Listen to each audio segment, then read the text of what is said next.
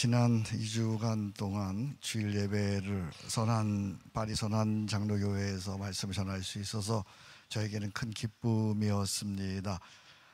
제가 말씀을 전하면서 또 여러분들 은혜를 나누면서 저를 위해서 식사 대접을 해주시고 또 우리 교육자들은 저를 섬겨주시고 이렇게 해서 정말 감사합니다. 덕분에 유럽에 와서 또 파리에 와서 많이 배우고 돌아갈 수 있게 되었습니다. 혹시 여러분들이 한국에 오시면 서초교회 들리셔서 예배가 11시니까 여러분들 오셔서 예배 드리고 또 점심 식사 같이 하시고 그래 아주 점심 식사가 5층에서 맛있게 준비되어져 있습니다. 그래서 여러분들 꼭 오셔서 서로 간에 좋은 소식을 전하고 주고받으면 좋겠습니다. 또 설교 후에 우리 성가대 제가 설교 후에 함께 부를 찬송이 하나 있는데 갈보리산 위에 150장 좀 준비해 주시면 좋겠습니다. 또 여러분 설교 노트를 이렇게 좀 펴보시면 좋겠습니다. 우리 하나님의 은혜와 평강과 임마누엘의 축복이 오늘 주일 예배에 오신 여러분들과 함께 하시기를 주의 이름으로 축복합니다. 오늘 말씀의 제목이 예수님 한 분으로 충분합니다, 이런 제목이 되겠습니다. 한번 따라 합시다. 예수님 한 분으로 충분합니다. 이 말씀대로 그런 은혜가 있기를 축복합니다. 아멘 하면 더 큰 은혜가 넘칩니다. 예수님 한 분으로 충분합니다. 먼저 질문부터 하나 하겠습니다. 오늘 주일이라고 교회 예배드리러 왔는데요, 특별히 여행 중에 또 예배드리러 오신 분들도 계실 텐데 나에게 예수신앙은 어떤 영향을 미치는 것인가? 나에게 예수신앙은 무엇인가? 오늘 메시지 제목처럼 내 인생은 어떤 경우에도 예수님 한 분으로 충분한가? 한번 스스로 답변해 보시기 바랍니다. 난 정말 예수님 한 분으로 충분한가? 이제 구체적으로 물어보겠습니다. 가난해도 예수님 한 분으로 충분하십니까? 아멘이 너무 힘찬 것 같은데 솔직하게 돈이 없어도 예수님 한 분으로 충분합니까? 근데 불평하세요? 안 그런 것 같은데요. 속상한 일이 있어도 예수님 한 분으로 충분합니까? 근데 그렇게 화를 내고 그러세요? 억울한 일을 당하여도 예수님 한 분으로 충분하십니까? 전 여러분들이 꼭 거짓말하는 것 같은데요. 정말이에요? 억울한 일을 당해도 예수님 때문에 평안하고 감사할 수 있는 거예요? 이 교회는 좀 이상하네. 사업하시는 분들, 사업에 실패해도 예수님 한 분으로 충분하십니까? 살다가 보면 죽을 병에 걸리게 되죠. 죽을 병에 걸린다고 해도 예수님 한 분으로 충분하십니까? 여기 자녀 키우시는 분들 계시는데 자녀들이 내가 생각하는 기대대로 되지 않았어도 예수님 한 분으로 충분하십니까? 글쎄요. 이건 조금 다른 질문입니다만 일이 너무 잘 되어도 예수님 한 분으로 충분하십니까? 그때 예수님 필요 없는 거 아닌가요? 정말 예수님 한 분으로 나에겐 모든 것이 충분한가? 시편 23편은 세상에서 가장 잘 알려진 시라고 할 수 있습니다. 참으로 아름답지요. 그리고 심오하지요. 그리고 신비한 시라고 할 수가 있습니다. 오늘 본문 여호와는 나의 목자시니 내게 부족함이 없으리로다 1절 말씀인데 1절은 시편 23편의 서론입니다. 그리고 시편 23편의 결론입니다. 1절에서 다윗은 아주 놀라운 고백을 합니다. 우리 다 같이 한번 읽어보겠습니다. 시작. 여호와는 나의 목자시니 내게 부족함이 없으리로다. 다윗에게 있어서 그의 인생에 현실적으로 정말 부족한 것이 없었을까? 오히려 다윗의 인생은 온통 부족한 것 투성이었습니다. 오늘 3절 보실까요? 내 영혼을 소생시키시고, 그러면 그의 영혼이 죽었다고 하는 얘기잖아요. 그죠? 내가 4절 보십시오. 내가 사망의 음침한 골짜기로 다닐지라도, 그건 무슨 얘기죠? 내가 지금 죽을 고비에, 어려운 고비에 처했다고 하는 얘기입니다. 그리고 5절 보십시오. 주께서 내 원수의 목전에서 내가 원수들에게 억울한 일을 당하고 있다고 하는 얘기죠. 보세요. 그는 자주 억울한 일, 위험한 일, 낙심된 일, 침체된 일, 절망의 늪에 빠졌습니다. 지극히 고생스럽고 불행한 삶을 살았다는 얘기입니다. 실제로 그는 부모의 사랑도 받지 못했고 형제의 우애도 받지 못했습니다. 소년 시절에 목동으로 광야에서 외롭고 고생스럽고 위험한 찬이슬을 맞아가며 밤을 지새워야만 했습니다. 결혼해서도 아내 미갈의 존중도 사랑도 받지 못했습니다. 더욱이 그의 장인인 사울의 미움을 받아서 오랜 세월 쫓기면서 도망자의 세월을 살아야만 했습니다. 생명의 위험을 느끼는 사망의 음침한 골짜기를 다녀야만 했습니다. 오랫동안 원수들에게 쫓겨서 때로는 미친 척을 하기도 했고요, 배신과 거친 수모를 당하기도 해야만 했습니다. 더더욱 처참한 것은 말년에 그의 아들 압살롬이 자기의 왕위를 빼앗겠다고 반역을 한 것입니다. 그의 인생은 이처럼 온통 속상하고 억울하고 위험하고 죽고 싶은 고통의 연속이었습니다. 모든 것이 부족한 상황이었습니다. 그럼에도 다윗은 놀라운 고백을 합니다. 주님 밍크의 드히양 내게 부족함이 없으리로다. 할렐루야. 도대체 어떻게 된 것입니까? 상황은 온통 고통스럽고 부족한 것뿐인데도 그는 놀랍게도 부족함이 없다고 만족해합니다. 그렇다면 어렵고 힘든 오늘의 상황 속에서 우리도 다윗처럼 풍성한 인생을 누릴 수 있는 비결은 도대체 무엇이란 말입니까? 다윗은 온통 어렵고 부족한 속에서도 부족함이 없다고 하는 것은 오직 한 가지 이유 때문입니다. 여호와는 나의 목자시니입니다. 그렇습니다. 온통 세상이 부족함 속에서도 그럼에도 불구하고 오직 한 가지 이유, 여호와 하나님과의 바른 관계로 오는 존재의 풍성함이었습니다. 하나님과의 친밀한 관계 속에서 설정되는 나는 그분의 양, 그분은 나의 목자, 나는 그분의 자녀, 그분은 나의 아버지라는 관계 속에서 누리는 충만함이요 넉넉함입니다. 다름 아닌 영혼의 충분이요 자족의 충분이요 임마누엘의 충분입니다. 한번 따라 합시다. 영혼의 충분, 자족의 충분, 임마누엘의 충분.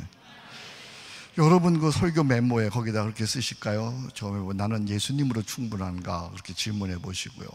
그 다음에 부족하지만 충분하다, 존재의 충분함을 풍성함으로 인하여 첫 번째 영혼의 충분이에요. 영혼의 충분.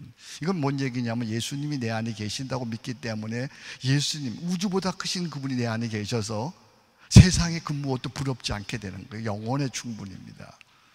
근데 두 번째는 자족의 충분입니다. 자족의 충분. 예수님이 내 안에 계시기 때문에 이제는 무슨 일을 당하여도 신앙적으로 해석하는 거예요. 빌립보서 4장 11절 12절을 우리 한번 같이 보겠습니다. 빌립보서 4장 11절 12절 같이 읽습니다. 내가 궁핍함으로 말하는 것이 아니니라.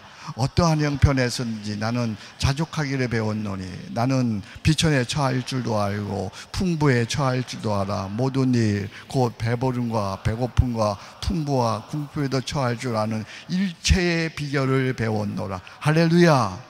그는 지금 감옥에 있어요. 어려운 일을 당했어요. 근데 내 안에 예수님 계시기 때문에 무슨 일을 당하여도 신앙적으로 해석하는 거예요.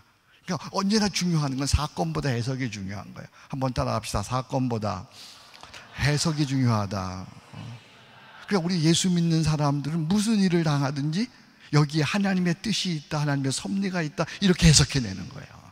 그래서 사도 바울은 그러므로 여기서 이렇게 감옥에서 이렇게 해석해내는 거예요. 내가 어떠한 형편이든지 나는 자족하기를 배웠노니 나는 비천에 처할 줄도 알고 풍부에 처할 줄도 알아. 모든 일 곧 배부름과 배고픔과 풍부와 궁핍에도 처할 줄 아는 일체의 비결을 배웠노라. 할렐루야. 이 두 가지도 중요합니다만, 그러나 오늘 제가 집중적으로 얘기하고 싶은 것은 세 번째예요. 임마누엘의 충분이. 한번 따라 합시다. 임마누엘의 충분. 임마누엘의 충분이란 내 안에 하나님이 계신다는 사실을 느낄 뿐만 아니라, 그렇게 해석할 뿐만 아니라 실제로 매일의 일상에서 그리스도의 구원을 경험함으로 누리는 형통의 은혜예요. 실제로 매일매일 일상에서 예수 그리스도의 구원을, 임마누엘 하나님이 나와 함께 하심을 경험하는으로 오는 그런 형통의 은혜입니다. 여러분, 예수님은 나에게 도대체 누구십니까? 예수는, 베드로는 고백합니다. 예수는 그리스도이십니다. 이렇게 고백했어요. 한번 따라 합시다. 예수는 그리스도이십니다. 예수님이 누구시라고요? 예수는 그리스도이십니다. 오른손 드시기 바랍니다. 오른손. 예수는, 그래 여러분, 그리스도이십니다. 아셨죠? 이거 고백해야 돼요. 예수는, 에이, 틀렸어요. 그리스도이십니다. 그러니까 나는 어려운 거 안 시켜요. 자, 예수는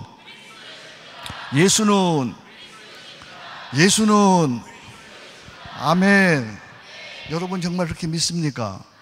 여기 그리스도라는 말은 인생의 모든 문제를 해결하는 구원자라고 하는 거예요. 죽음의 문제를 해결하고 죄의 문제를 하고 인생에 우리가 당면한 모든 문제를 해결해 주시는 구원자, 그분이 바로 그리스도이십니다.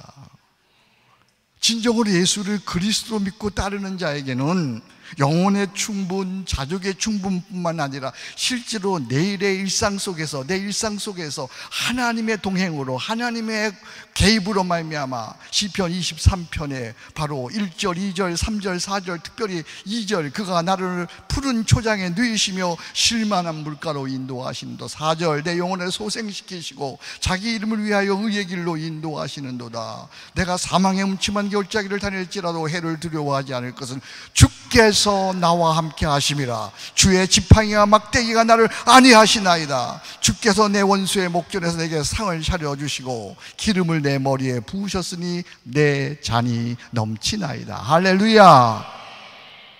여러분의 날마다의 일상 속에서 이 임마누엘, 하나님이 함께 하신 은혜를 실제로 경험하기를 주의 이름으로 축복합니다.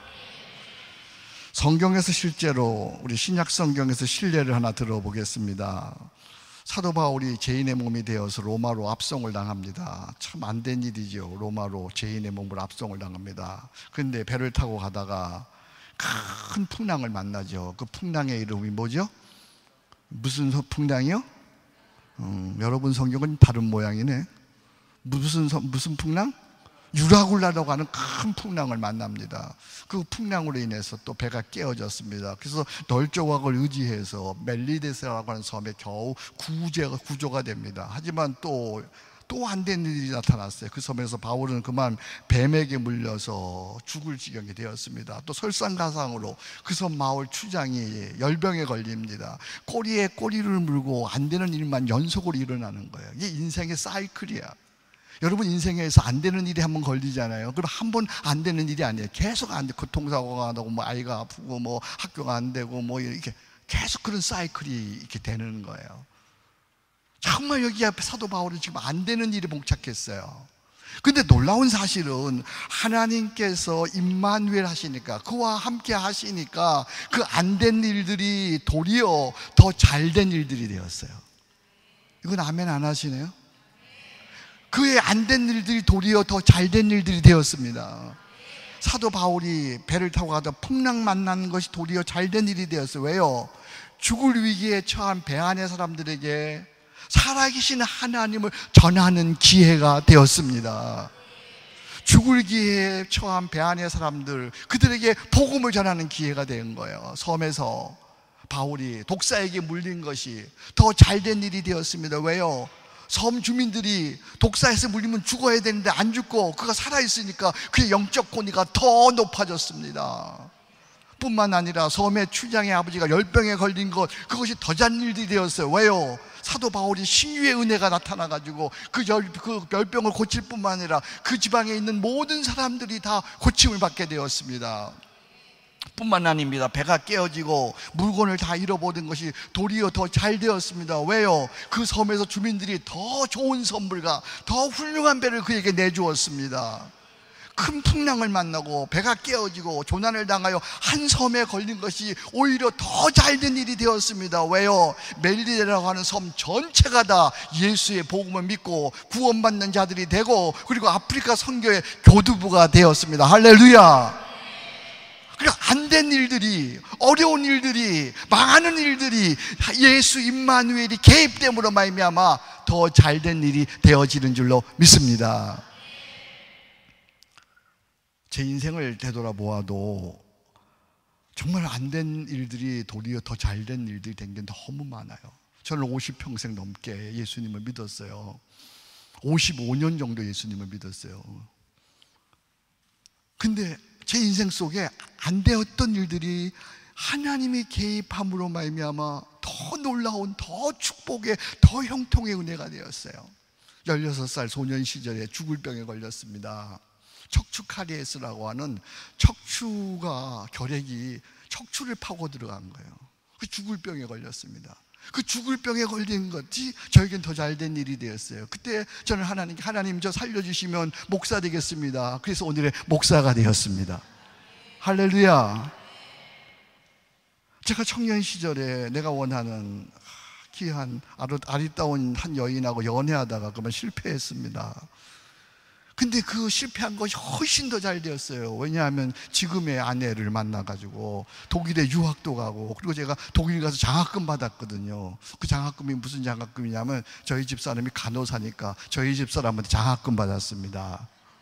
할렐루야. 제가 독일에서 목회하다가 유학하다가 한국에 돌아가서 그 중앙성결교회라고 하는 교회에서 부목사 하다가 그때 그 교회에서 부득이하게 나오게 되었어요.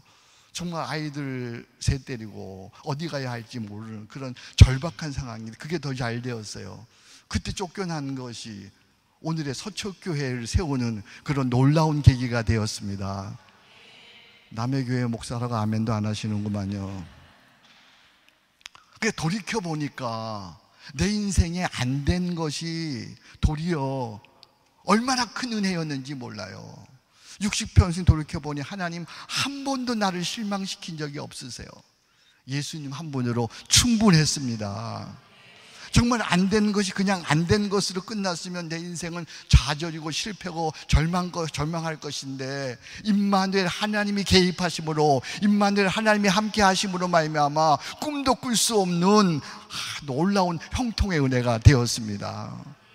이 놀라운 은혜를 어떻게 말로 다 설명할 수 있겠어요? 그죠? 그래서 제가 못하는 찬송이지만 찬송 하나 할 거예요. 그냥 저 혼자 할 테니까 여러분 속으로 따라하면 돼요. 하나님 한 번도 나를 실망시킨 적 없으시고 언제나 공평과 은혜로 나를 지키셨네. 오 신실하신 주, 오 신실하신 주, 내 너를 떠나지도 않으리라. 내 너를 버리지도 않으리라. 약속하셨던 주님, 그 약속을 지키사 이후로도 영원토록 너를 지키시리라 약속하네. 지나온 모든 세월들 돌아보아도 그 어느 것 하나 주의 손길 안 미친 것 전혀 없네. 다 같이 오 신실하신 주, 오 신실하신 주, 내 너를 떠나지도 않으리라.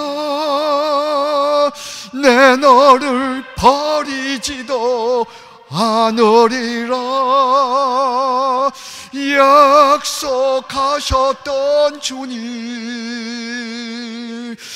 그 약속을 지키사 이후로도 영원토록 너를 지키시리라. 두 손 높이 들고 신실하신 주, 오 그분은 신실하신 하나님이십니다. 오 신실하신 주, 내 너를 떠나지도 않으리라. 내 너를 버리지도 않으리. 아멘. 약속하셨던 전에 그 약속을 지키사 이후로도 영원토록 나를 지키시리라 확신하네. 할렐루야. 여러분에게 여러분의 평생에 이런 은혜가 있기를 주의 이름으로 축복합니다. 여러분이 당장 안 되는 일들이 그러나 하나님 개입으로 더 잘 되는 일이 되기를 축복합니다. 이것이 바로 임마누엘의 은혜입니다. 그렇다면 내 인생에는 왜 이런 임마누엘의 은혜가 나타나지 않는 것일까? 네? 왜 내 인생에는 같이 예수를 믿는데 내 인생에는 왜 나에게는 임마누엘의 은혜가 나타나지 않는 것일까? 목자와 양의 관계에서 큰 갭이 있다고 하는 사실이에요. 선한 목자가 양을 인도할 때 양은 갈 바를 전혀 알지 못합니다. 어디로 가는지 알지 못합니다. 왜 어려운 길을 가야 하는지 알지 못합니다. 언제 도착하는지도 알지 못합니다. 그러나 양은 선한 목자를 신뢰하고 따라가는 수밖에는 다른 길은 없어요. 우리 역시 예수를 그리스도를 믿고 따라가면 하나님이 개입하셔서 안 되는 것 같아도 저 잘 되는 임마누엘의 은혜가 나타날 것인데 우리는 못된 양처럼 순수히 따르지 않는 거예요. 이스라엘 백성들이 출애굽하여 하나님의 인도를 순순히 따르지 않고 제멋대로 살다가 다 망했어요. 일주일이면 넉넉 잡아 열흘이면 들어갈 수 있는 가나안 땅에 40년을 헤매다가 그리고 다 망했어요. 이 사실을 고린도전서 10장에서 사도 바울은 이렇게 말합니다. 우리 같이 읽겠습니다. 시작. 이런 일은 우리의 본보기가 되어 우리로 하여금 그들의 악을 즐겨한 것 같이 즐겨하는 자가 되지 않게 하려 함이니 그들 가운데 어떤 사람이 원망하다가 멸망시키는 자에게 멸망하였나니 너희는 그들과 같이 원망하지 말라. 아멘. 그 이스라엘 백성들이 하나님의 불과 구름으로 그런 하나님의 임마누엘의 은혜를 받았는데 그런데 왜 다 망했느냐? 뭐 때문에? 그들 가운데 어떤 사람이 원망하다가 멸망시키는 자에게 멸망하였나니 너희는 그들과 같이 뭐하지 말라? 원망하지 말라. 제가 성경을 보면서 우리 그리스도인들에게 왜 임마누엘 하나님의 은혜가 나타나지 않는가? 5가지 때문에 그런 거예요. 5가지 때문에. 첫 번째가 원망이에요. 원망. 두 번째가 거기다 적으세요. 첫 번째가 원망하지 말라. 두 번째가 비판하지 말라. 두 번째가 비판하지 말라. 비난하지 말라. 세 번째가 두려워하지 말라. 네 번째가 무례하지 말라. 5번째가 탐욕하지 말라. 한번 따라 합시다. 원망하지 말라. 판단하지 말라. 두려워하지 말라. 무례하지 말라. 탐욕하지 말라. 이 5가지 때문에 여러분 속에 임마누엘의 은혜가 나타나지 않는 거예요. 첫 번째가 뭐라고요? 원망. 두 번째가 뭐예요? 판단. 세 번째가 뭐예요? 두려움. 네 번째가 뭐예요? 무례. 5번째가 뭐예요? 탐욕. 원망은 하나님을 믿지 못하는 거예요. 그래서 원망하는 거예요. 여러분 무슨 일을 하면 사람을 원망하고 하나님을 원망하고. 두 번째는 판단 또는 비난. 이 판단한다는 건요 하나님의 그 크신 은혜를 우리가 알지 못하는지 함부로 판단하는 거예요. 판단하니까 이게 하나님의 은혜가 나타나지 않아요. 두려워하니까. 네 번째는 무례하게 함부로 말하고 무례하게 함부로 행동하는 거예요. 탐욕이요. 돈과 이성과 명예의 탐욕이요. 여러분 얼른 생각해 보세요. 나는 이 5가지 중에 무엇이 걸리는가? 네? 여러분 5가지 중에 무엇이 걸려요? 이 시간 회개하시기 바랍니다. 돌이키시기 바랍니다. 여러분이 이거 하는 한 여러분의 인생 속에는 예수 임마누엘의 은혜가 나타나지 않는 거예요.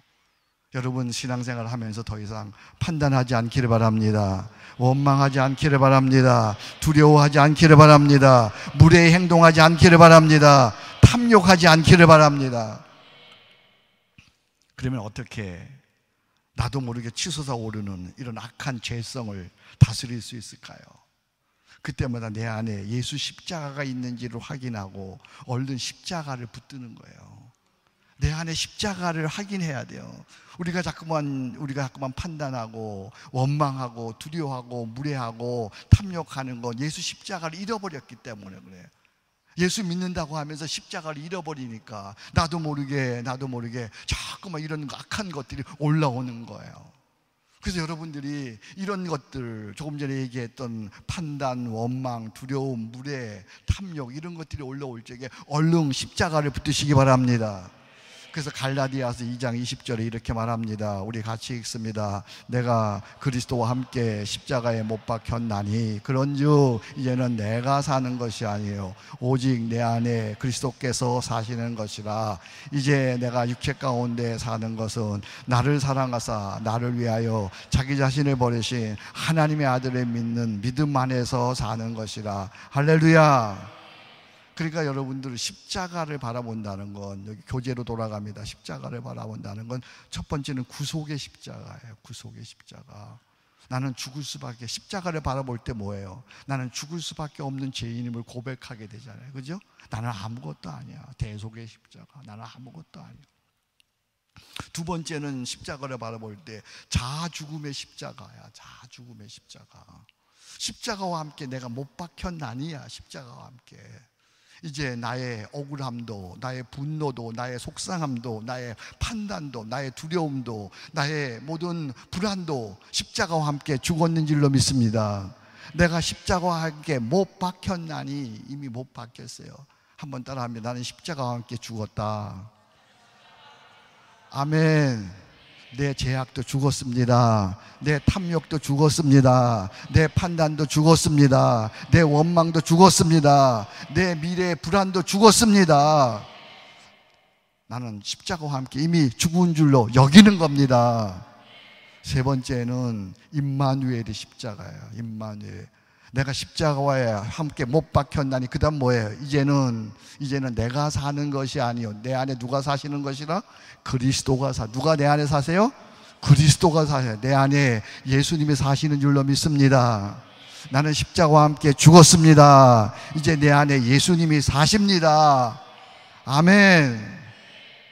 그러니까 여러분 십자가를 바라볼 적마다 세 가지 보는 거예요. 나는 대속의 십자가, 나는 아무것도 아닙니다. 자아 죽음의 십자가, 나는 십자가와 함께 죽었습니다.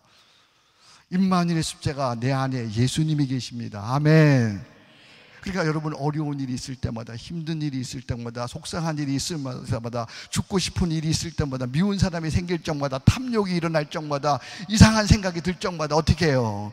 나는 아무것도 아닙니다. 나는 예수님과 함께 십자가와 함께 죽었습니다. 이제 내 안에 예수님이 사십니다. 내 안에 예수님이 사시니까 나는 이제 뭘로 사는 거예요? 기도로 살겠습니다. 감사로 살겠습니다. 십자가 사랑으로 살겠습니다. 아멘. 이게 바로 대속의 십자가, 자아 죽음의 십자가, 임마누엘의 십자가를 고백하는 거예요.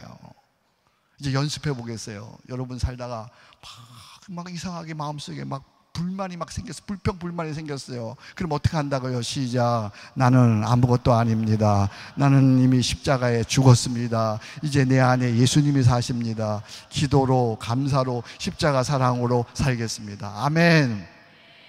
살다가 내 인생에 회의가 생기고 왜 사는지 모르겠고 살기 싫고 그러면 어떻게 한다고요? 시작. 나는 아무것도 아닙니다. 나는 이미 십자가에 죽었습니다. 이제 내 안에 예수님이 사십니다. 기도로, 감사로, 십자가 사랑으로 살겠습니다. 할렐루야. 이게 놀라운 일이 일어나요. 이렇게 고백하면 여러분 이게 굉장히 중요해요. 여러분들 제가 이제 세 번째 마지막 설교, 결론적으로 하는 설교예요. 선택에 대한 설교도 했어요. 제가 소명에 대한 설교도 했어요. 결국 십자가 아니면 그거 다 안 되는 거예요. 결국 안 되는 거예요. 여기 젊은 청년들이 많아요. 여러분의 인생에 앞으로 어떻게 해야 될지, 공부 끝나고 나면 한국에 돌아가야 될지, 두려움이 생기고 어떻게 해야 되나, 이거 어떡하냐 막 고민이 생기고 밤잠을 설치고 두려움이 생기면 어떻게 한다고요? 우리 청년들만 고백해 봅니다. 시작. 나는 아무것도 아닙니다. 나는 이미 십자가에 죽었습니다. 이제 내 안에 예수님이 사십니다. 기도로 감사로 십자가 사랑으로 살게. 아멘. 우리 여성들만 우리 고백해보고, 자기 남편이 배기 싫어 죽겠고 그냥 살기 싫고 그냥 집 나가고 싶고 그냥 어떻게 그냥 했으면 좋겠어요. 그럼 어떻게 한다고요? 시작. 우리 여성들만 시작. 나는 이미 십자가에 죽었습니다. 이제 내 안에 예수님이 사십니다. 기도로 감사로 십자가 사랑. 아멘. 이런 고백을 하면 임마누엘 하나님께서 개입하시는 줄로 믿습니다. 저도 한 교회에서 21년 목회했어요. 2년 전에 예배당 지었어요. 지하 3층, 지상 6층에 미술관 같은 세계에서 가장 아름다운 예배당이라고 있었던 그런 예배당 지었어요. 근데 저희 교회 와보시면 알겠지만 저희 교회는 서초구 반포동 그 주택단지에 있어요. 주택단지. 법원 뒤쪽에 주택단지예요. 근데 예배당 지으면서 얼마나 어려운 일들이 많았는지 몰라요. 근데 나는 그럴 때마다 십자가를 붙들었어요. 그때마다 하나님, 나는 아무것도 아니에요. 내가 할 수 없어요. 내가 할 수 없어요. 나는 십자가와 함께 죽었어요. 내 안에 예수님 사세요. 기도로 살게요. 감사로 살게요. 무슨 일을 만든 십자가 사랑으로 행할게요. 이렇게 했더니 하나님께서 은혜를 베풀어 주셔서 그 예배당 짓는 1년 6개월 동안 우리 주택가에 있었다고 그랬잖아요. 첫 번째, 민원이 한 건도 없었어요. 할렐루야. 한국에서 민원만 넣으면요 예배당 짓지 못해. 민원하면 돈 줘야 돼. 근데 민원이 한 건도 없었습니다. 두 번째는요 시험 들어 떠나는 성도가 한 성도도 없었습니다. 남의 교회라고 아멘도 안 해주시는구만요. 정말 한 가정도 떠나지 않았습니다. 세 번째는 15,000명의 인부들이 일을 했는데요, 그런데 한 건의 안전사고도 없었습니다. 그러다 그 다음에는요 돈이 부족한 가운데 시작했는데 돈이 부족하지 않았습니다. 할렐루야. 이 놀라운 일 아닙니까? 그러니까 여러분 인생에 있어서 이 고백만 하면 되는 거예요. 어려운 일이 있을 때, 속상한 일이 있을 때, 힘든 일이 있을 때, 분노가 일어날 때, 살고 싶지 않을 때, 죽고 싶을 때, 내가 내 힘으로 어떻게 할 수 없을 때, 막 싸우고 싶을 때, 그때 다 같이 고백합니다. 시작. 나는 아무것도 아닙니다. 나는 이미 십자가에 죽었습니다. 이제 내 안에 예수님이 사십니다. 기도로 감사로 십자가 사랑으로 살겠습니다. 할렐루야. 그러면 하나님이 개입하셔서 여호와는 나의 목자시니 내가 부족함이 없습니다. 이런 임마누엘 기적의 역사가 일어날 줄로 믿습니다. 나이가 좀 들면요 여러분 50 넘고 이렇게 60 되잖아요. 벌써 50만 넘으면 인생을 산다는 거 쉽지 않다는 걸 알게 돼요. 이미 30 된 사람도 알 거예요. 그죠? 인생을 산다는 건 쉽지 않아요. Life is difficult, very difficult. 더욱이 목회한다는 것, 많은 다양한 사람들을 이렇게 목회한다는 것, 교회를 한다는 건 더더욱 어려운 일이죠.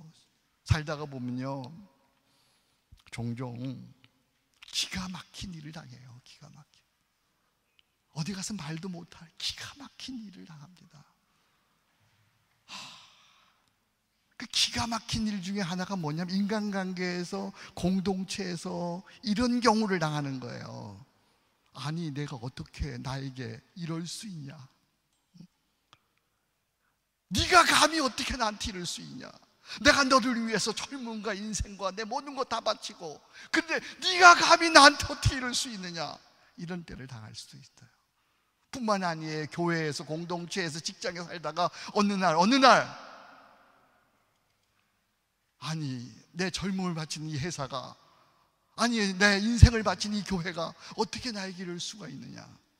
이런 마음이 들면 그는 인생에 있어서 정말 내리막길로 빠지는 거예요. 그러면 그는 정말 어떻게 되냐면 병들지요. 아무것도 할 수 없어 처참한 인간이 되는 거예요. 이럴 때 얼른 십자가를 바라보고 내 안에 십자가를 확인하는 거예요. 그래, 십자가를 바라보면 딱 와요. 아 그래, 나는 아무것도 아니지.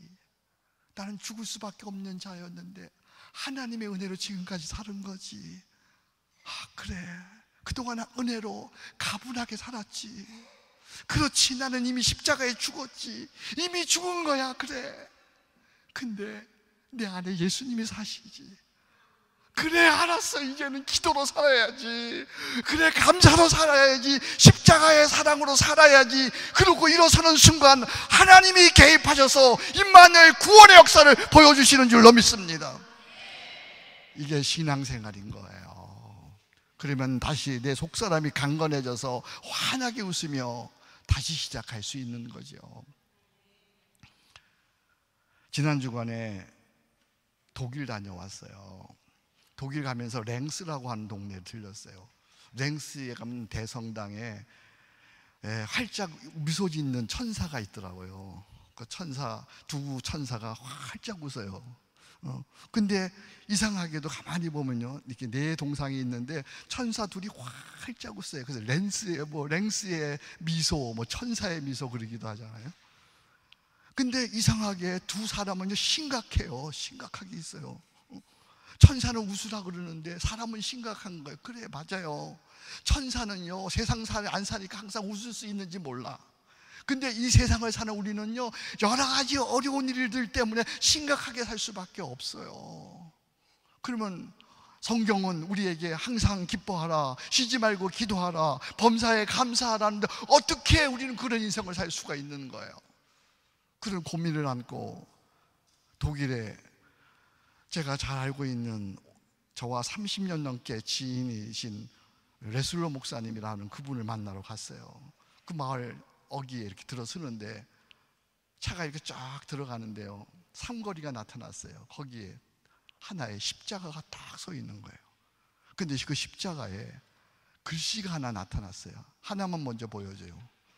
글씨 같이 됐어요. 그러면 글씨를 가만히 보니까요, 거기 뭐라고 되어 있냐면 독일어예요. Im Kreuz ist Heil이에요. Im Kreuz, 십자가 안에, 하일이 구원이거든요. 십자가 안에 구원이 있다. 할렐루야. 십자가 안에 구원이 있다. 웃을 수 없는, 천사는 웃을 수 있어도 웃을 수 없는 세상사에서, 그러나 웃을 수 있는 우리의 능력은 어디서 오느냐? 십자가 안에 구원이 있는 줄로 믿습니다. 십자가 안에 평안이 있습니다. 십자가 안에 감사가 있습니다. 십자가 안에 행복이 있습니다. 십자가 안에 강건이 있습니다. 십자가 안에 영생이 있습니다. 십자가 안에 평안이 있습니다. 십자가 안은 구원입니다. 할렐루야.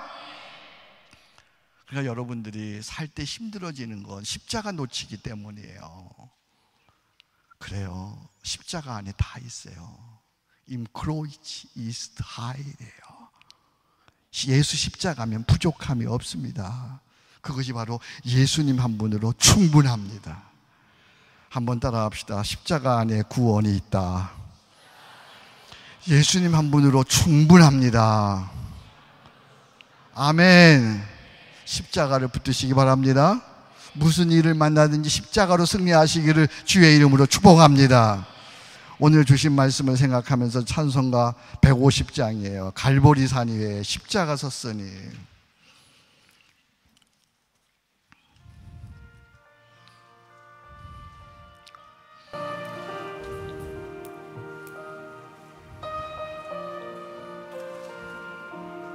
조금 빠르게 해요. 갈보리산 위에 십자가 섰으니 주가 고난을 당한 표라. 험한 십자가를 내가 사랑하는 주의 보혈을 흘림이로 채워서 내려 어깨까지 뭘 붙들어요? 주의 십자가 사랑하리. 빛나며 영원 받기까지 험한 십자가 붙들 3절입니다. 험한 십자가에 험한 십자가에 주가 흘린 피를 믿는 마음으로 바라. 십자가를 나를 용서하셨습니다. 나를 용서하고 내 죄 사하시려 주가 흘리신 보혈일세. 죄와 성례는 어깨가 뭘 사랑한다고요? 고백하세요. 주의 십자가 사랑하리. 빛나며 영광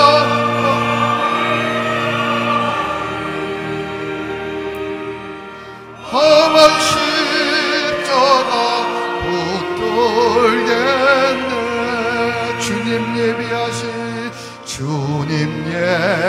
예비하신 나의 보양집에 나를 부르실 그날에는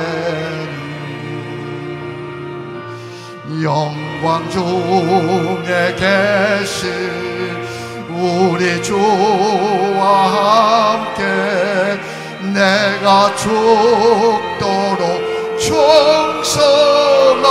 두 손 높이 들고 고백합니다. 죄와 성례를 무엇을 사랑한다고요? 주의 십자가 사랑하리. 빛나며 영원하기까지 험한 십자가 반주 없이 우리 목소리로만 죄와 성례를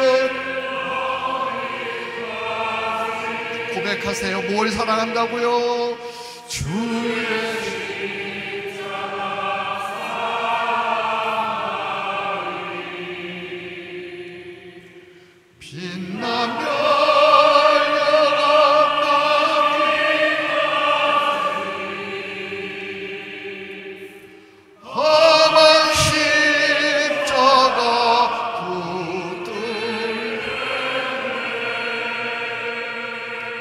두 손을 올리시거나 가슴에 손을 얹으셔요.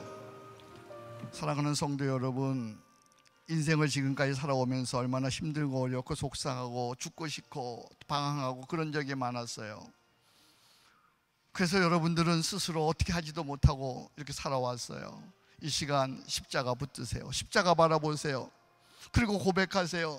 나는 죽을 수밖에 없는 죄인인데 하나님의 은혜로 내가 하나님 자녀가 되었습니다. 그동안 내가 살았습니다. 하나님, 이제 십자가와 함께 나는 죽었습니다. 이제 이런 것도 다 죽었습니다. 이제 내 안에 사심을 감사합니다. 무슨 일을 만나든지 기도로 살겠습니다. 감사로 살겠습니다. 사랑으로 살겠습니다. 여호와 임마누엘 하나님 개입해 주시옵소서. 하나님 아버지 부르며 같이 기도로 나아갑니다. 하나님 아버지, 아버지 하나님 감사합니다. 하나님 아버지, 이 시간도 임하시옵소서. 오셔서 십자가를 붙드는 사랑하는 귀한 성도들을 하나님 위로해 주시고 찾아와 주셔서 하나님 십자가가 저들의 가슴 속에